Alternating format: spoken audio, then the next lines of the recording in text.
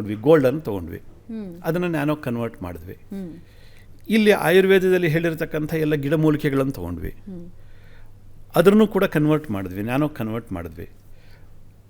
ಆ gold nano particle ಮೇಲೆ ಈ ಹರ್ಬಲ್ ನ್ಯಾನೋ ಪಾರ್ಟಿಕಲ್ಸನ್ನು ನಾವು ಲೋಡ್ ಮಾಡಿದ್ವಿ, ಬಾಡಿಯಲ್ಲಿ ಕೊಟ್ವಿ.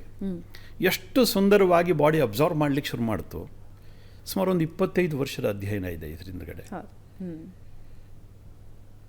ಒಂದು ಔಷಧಿಯನ್ನು ನಾವು ಜನರಿಗೆ ಕೊಡಬೇಕಾದ್ರೆ ಅದರ ಹಿಂದ್ಗಡೆ ಸುದೀರ್ಘವಾಗಿರ್ತಕ್ಕಂಥ ಒಂದು ಅಧ್ಯಯನ ಇರುತ್ತೆ.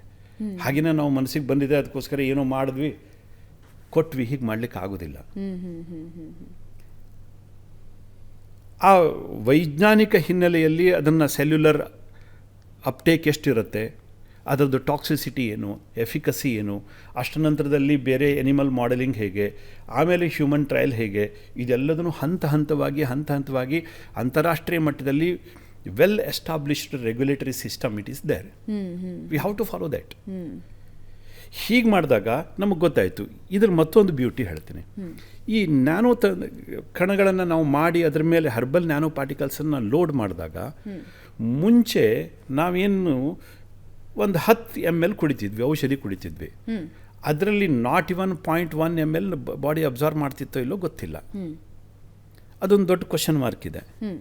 ಆದರೆ ಈ ನ್ಯಾನೋ ಪಾರ್ಟಿಕಲ್ಗೆ ನಾವು ಅದನ್ನು ಎನ್ಕ್ಯಾಪ್ಸುಲೇಟ್ ಮಾಡಿ ಕೊಟ್ಟ ನಂತರದಲ್ಲಿ 100% ಒಳಗಡೆ ಹೋಗುತ್ತೆ. 100% ಒಳಗಡೆ ಹೋಗುತ್ತೆ, ಪೆನಿಟ್ರೇಟ್ ಆಗುತ್ತೆ.